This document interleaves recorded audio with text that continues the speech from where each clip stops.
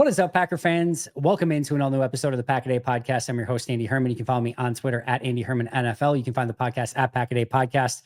I am overjoyed right now because we are being joined by the wonderful Evan Williams, of course, your favorite safety in the Packers secondary. He's going to be joining us, obviously, to talk some Packers draft, his journey through the NFL draft. Evan, before we spoil anything too much more, welcome to the show. Thanks so much for being here. How are you doing, my man? I'm doing great, man. It's a beautiful day outside. I'm good, man. I'm blessed to be here. Appreciate you for having me. Yeah, I appreciate you joining. There's obviously so much going on from an NFL standpoint this time of year. Of course, the biggest is the NFL draft. It's being held in Green Bay. Let me just start there. Are you in Green Bay now? Are you going to be in Green Bay for the draft? Are you avoiding the entire thing? What is your take on this entire situation that's going on in Green Bay currently? No, yeah, I heard it's pretty crazy out there right now. I heard Lombardi Avenue is just like full of everybody, a lot of traffic out there. But no, I'm back home right now. I'm in California, but I fly out there tomorrow. And so I'll be there for, draft week, getting some things done, getting back acclimated to Green Bay. So yeah. Awesome. Well, I love that. I hope you enjoy the heck out of it. Should be a really fun time in Green Bay with everything that's going on. There's so much that I want to ask you, but I think you bring obviously a really unique perspective in the fact that you just went through this entire process a year ago. It probably went in the blink of an eye is what I can imagine, but kind of walk us through that draft process in 2024, going from obviously ending your college career in Oregon, and then being eligible for the draft. I'm sure doing everything in your power to get ready for the combine and the pro days and everything like that. And then going to to the point of the draft itself. And I'm sure going and visiting a million places, the draft itself. What was that entire process like for you? Yeah, I mean it's fast, man. When you're in it, it seems like the world, can't slow down. You're going a million miles an hour. Yeah, you said it. You go straight out of college, and so now you're immediately thrown into the biggest job interview of your life. And so you're going to senior, like you're going to try to go to an all-star game to show out and obviously put your best foot forward there. And then at the same time, you're trying to juggle possibly going to, like, I went to Florida to train pre-combine, and so you're moving stuff out to get a spot there for a little bit. I trained in Florida for a little bit, and then you got the combine, and so you really have no time off, for the most part. And I probably had like the last 3 weeks before the draft, like, to myself, where I could kind of decompress. But and then right after the draft, you got maybe a week, and you're in Green Bay. You're right into rookie minicamp. Trying to get a touch on the playbook. So yeah, if there's one word to describe it for me, it was just fast. But it was a crazy experience, and I'm really thankful for my process and how it all worked out for me. I can only imagine because again, as soon as you're getting done with college and then having to go through all of that, I can only imagine the whirlwind that you're going through. Obviously, you go through all of that. You go through all the Senior Bowl and all the pro days, everything like that, the visits, and then you actually get to draft weekend itself. And first of all, what were your sort of expectations going into draft weekend? Do you ignore all of the scouting reports that are out there about you, or do you ignore all of the, or where might he go in the draft, or is it somewhat intriguing and interesting, or like, how did you kind of go about that process? And then as you got to day 3 of the draft and we're still on the board, kind of what did that kind of feel like and where you thought you might go? Yeah, it's definitely trying to find a balance between, it being too, getting too caught up in all the noise, because, you're going to hear it sooner or later. It's going to, present itself, and you're going to see, or you're going to look up your name, or your name's going to come up on your feed and be like, oh, like, this is what they're saying about me, or you'll hear it from a family member. So there's no way you can completely shut it out. But yeah, that's something I typically like to do. Like, I all respect due to all the work that scouts do, all the film watching they do. But it's, I mean, there's so much more to your profile than just a little bit that a scout might know about you. Like, there's so much more that goes into it. Somebody might not be super successful at the college level, and then they come into the NFL and completely turn it around. So I was never one to really feed into much of the hype. Growing up, I was always overlooked, through my process. So, I did my utmost to kind of block out the noise. And but from what I was expecting, I always like to, expect the worst, and then, hopefully Hope the you get best. a better, yeah, get a better result. So, I was thinking, if it comes down to it, like fifth, sixth round, was my sweet spot, is what my agent said. So I'm like, okay, getting ready for that. And yeah, so day three started. And so I'm kind of just anticipating, taking my time, getting maybe some calls from some teams, trying to feel you out and see where your head's at. And literally the first call is Green Bay, and it's early in the fourth, so I'm not, my pessimistic brain at the time. I'm all, yeah, I'm getting ready to go undrafted. Um, yeah, and so it's Green Bay, and so I'm thinking it's just going to be a call. They're checking up on me, and yeah, first words are, yeah, we're going to put you on with our GM Goody. I was like, oh, this is one of those Cheers. calls. Yeah. And literally, I just froze, like, in that moment. And it was so special to be, with my family at the time, just surrounded by people you love. And, hearing you're going to, an organization like Green Bay, really life changing. I have goosebumps of just you telling that story. That's so freaking cool. And then what I don't know, maybe there's nothing, we don't have to make it sensationalized if it's not, but I would have to admit, I have a son who's 11 and he's in soccer, and I couldn't even Mm, begin to fathom of like what it would be like if he eventually became, any sort of, yeah, I mean, even like a D1 college player would be amazing, right? mm, I can't imagine, and the work and time and effort that he puts into 11-year-old soccer is, insane, just to do some mm, of the stuff he does in 11-year-old soccer. I can't begin to fathom how much time, effort, energy, sweat, tears, travel, flying different places, getting different input, the stuff that I'm sure your family put into it as well. I can't, mm, like, how much of that, when you hear you are going to be selected by the Green Bay Packers, you hear with I forget the number selection in the 2024 NFL draft, the Green Bay Packers select Evan Williams, 111. safety out, 111, 111. safety out of Oregon. What does there has to be some sort of out of body almost experience of of feeling that way, or what went through your mind when that happened?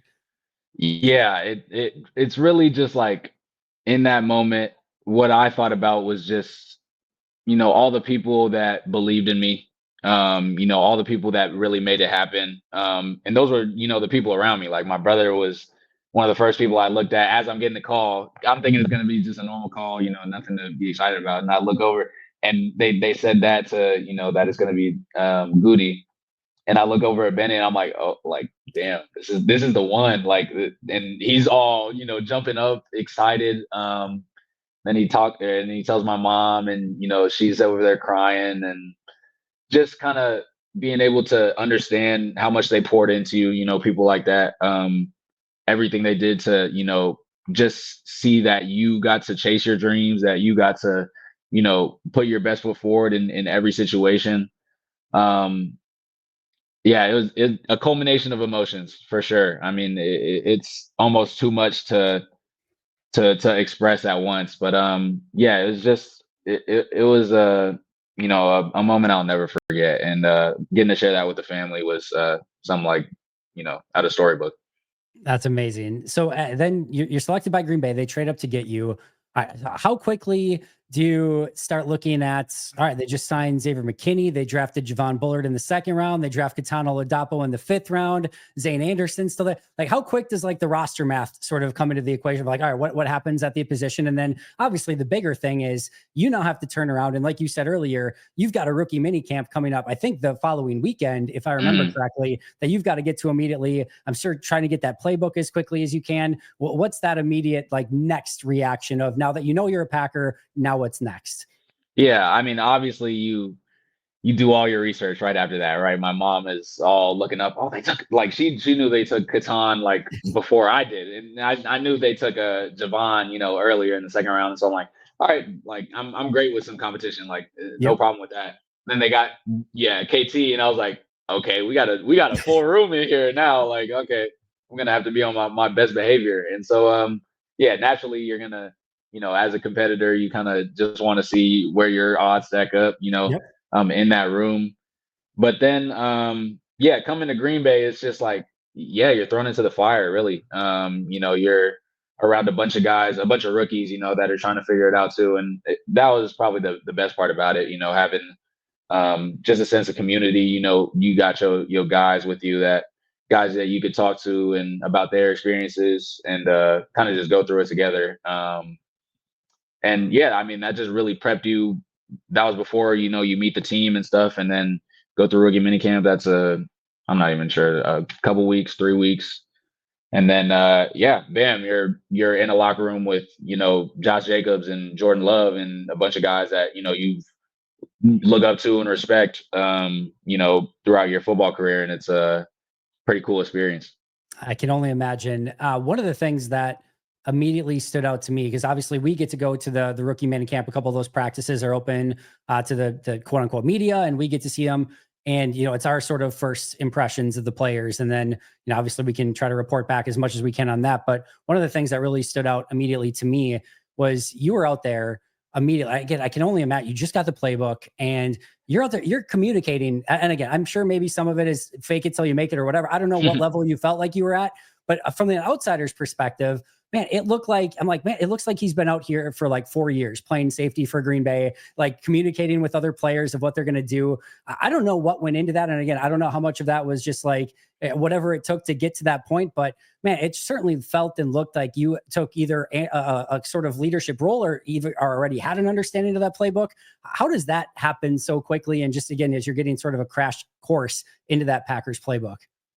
Yeah, I would really just give all props to, my coaches and my mentors, really. Like, I say it, over and over again, that I was thrown into one of the best situations in the NFL. Like, I got to, get molded into the type of player that, you're learning from X, you're learning from Keyshawn, just people that like have been solidified in this business and have done it at an elite level for a long time. And then you get a coaching staff, that is fresh. So they're kind of teaching everybody. You're all getting the information at the same time, which was really helpful. You're not too far behind, the older guys, because it's a generally new, defensive staff coming in. And so, yeah, kind of being able to just to sit back and be a sponge. I've said it before, to those older guys, and just, soak up all that information that these guys are pouring into you. And yeah, man, it's easy to communicate when you got, some of the best in the league right by you, helping you do it. So yeah, just gotta have a little confidence out there, direct the defense, and typically when you're directing the defense, good things happen. There were stories out there of Xavier McKinney having certain things ready for you, for the rookies, I should say, not just you in particular, but I'm sure probably you, Javon, Catano Ladapo, I'm sure some others as well. That he almost would have some notes for you before you went into the meeting with the coaching staff, or maybe it was just tips, maybe that was taken out of context, who knows? But regardless, what sort of advantages were there of learning some of the stuff from X as he came over from New York and was kind of the, I'm sure, immediate kind of leader in that secondary. Yeah, just I loved how, everything was sorted out. Like, it was known that he was stepping into a leadership role, and he took that role and embraced the hell out of it. Like, he stepped into it and understood what he had to do, and what like the defense had to do to be elite. And he owned it. And so us coming into the role, I mean, I just get to come in and learn, just get to sit back and really, yeah, just be a sponge, to all this information. And what he really taught me over everything, I would say, is just how to be a pro, how to take care of your body. Because you see, it's not a surprise that he's doing what he does on Sundays, because his whole life is just, you see the discipline and the habits that lead to that success. When your film study habits are elite, your nutrition habits are elite, your recovery habits are elite, it's not a surprise that he goes out and naps 2 picks on a Sunday afternoon.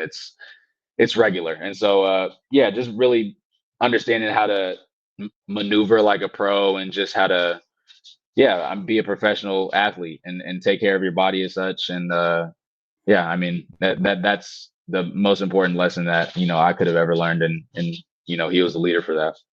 So obviously your first season comes and goes. I'm sure that also felt like a blink of an eye.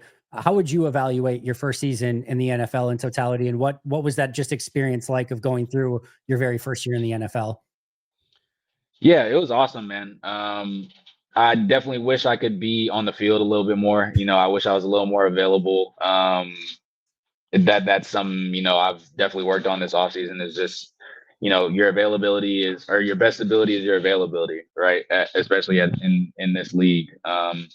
So yeah, definitely trying to, focus on those little things, get my body to a place where it can withstand an 18 game season and, a playoff push as well.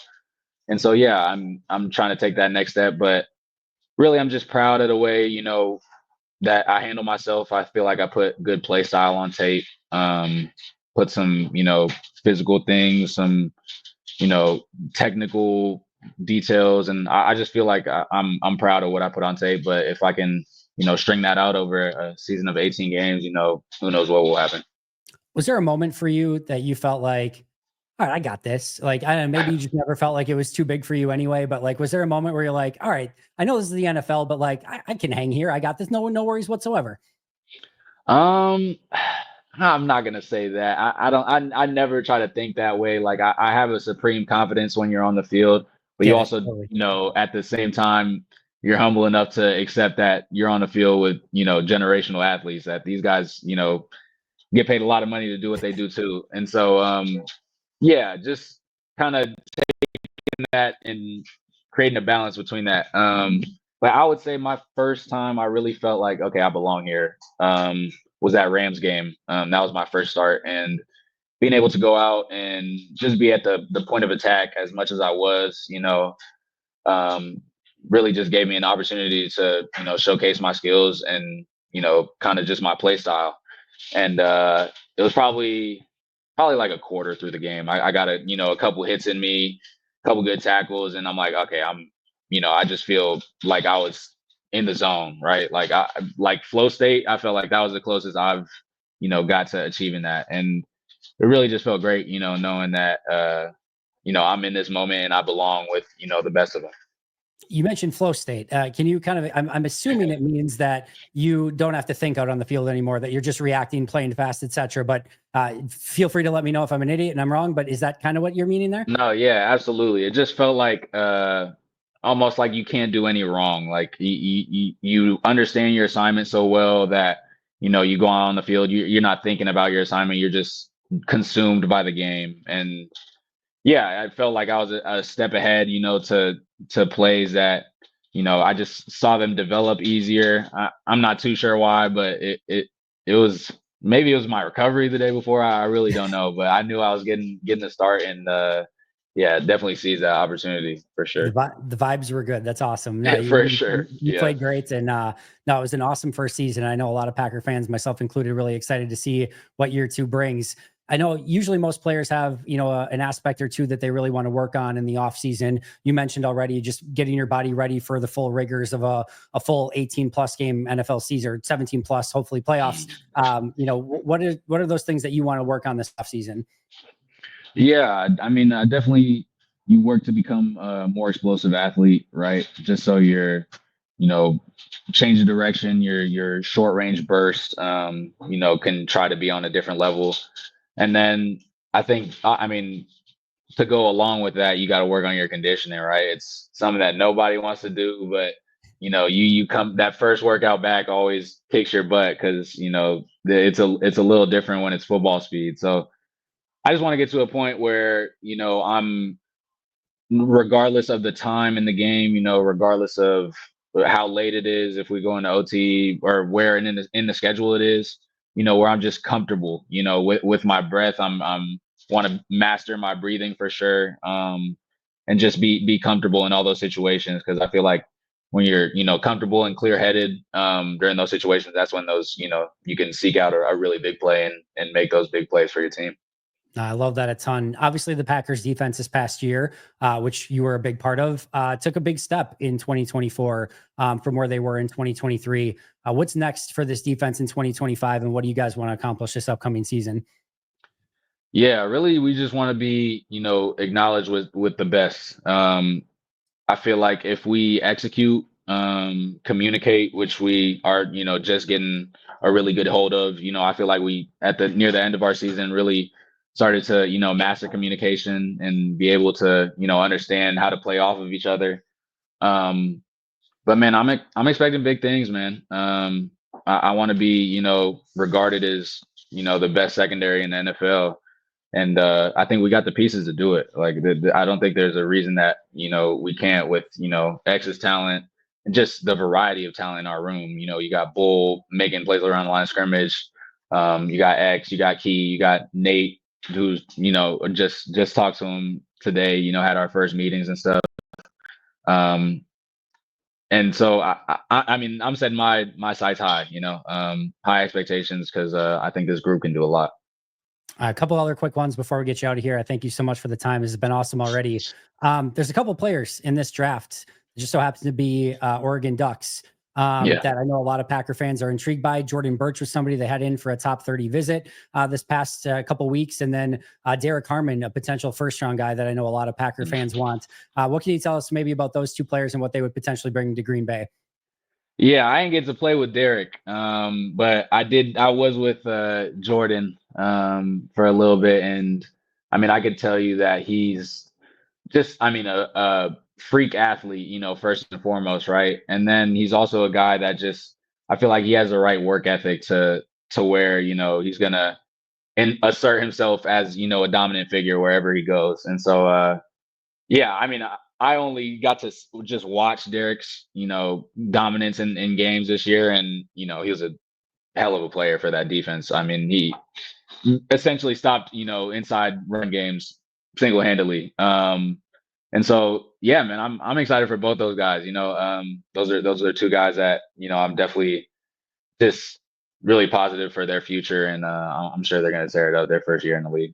Sorry, I forget with all the crazy transfer protocol or portals now that people are switching between teams so much. And Michigan State obviously was Harmon. Well, you were there, but Mhm. yeah, I figured still obviously that you've had some experience watching a few of those Oregon games over the past couple of seasons. Last thing before we get you out of here, this is something I always love to ask when I get this opportunity, just because it obviously has the ability to lift maybe some other players up. But we obviously know X, Josh Jacobs, Jordan Love. You can go in any direction that you want with this, and if you want to, pass on it too, that's totally fine. But is there a player that maybe we don't know as much about, or that maybe has a big impact on this team that maybe just doesn't get the credit that they deserve, that maybe we should be a little bit more aware of? Yeah, man. I mean, there's a bunch of guys. I mean, first thing that comes to mind is like a guy like Quay, just a person that is, in the heart of the defense, controlling really everybody. And I feel like people don't give him enough credit because, he's given one of the hardest jobs in football. He has to take on centers and guards and, try to make them miss and then make a tackle in the middle of the field against, great running backs. So I mean, he's so pivotal for our defense. Like he's such a pillar in there. His ability to, drop in zone coverage and then in the same breath come up and fit the run aggressively.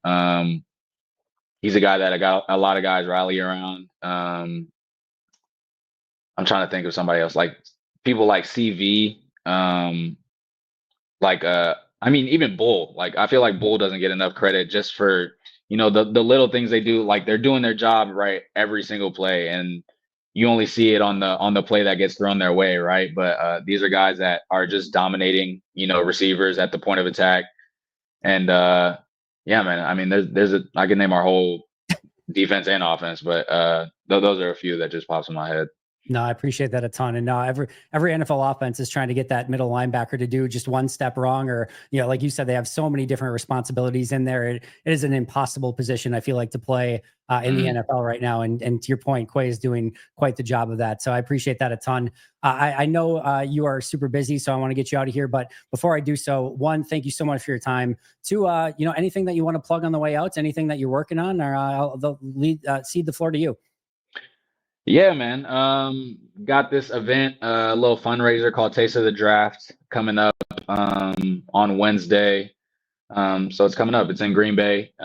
Check it out if you can. We'll be talking to Charlie Barron's, he's a comedian, so that'll be a good time. And then also Ike Winter. I'm having a little collab with him. He's a wood artist. Check Okay. out his work on social media. He's crazy. So I'll be working with him coming up, and yeah, that'll be a good time too. That sounds awesome, man. Well, best of luck with both of those things. Best of luck this upcoming season. I can't thank you enough for the time. Go out and crush it this year. We know that you will. You're welcome back on the show anytime that you want. But in the meantime, like I said, have a wonderful year and we'll talk to you soon. That's love, man. Appreciate you, man. You bet. That's Evan Williams. Make sure to follow him. Check out those events. Of course, you can find us over on the Pack a Day Podcast at Pack a Day Podcast. You can find me at Andy Herman NFL. That's going to do it for us today. But until next time, and as always, go Pack, go. Go Pack, go.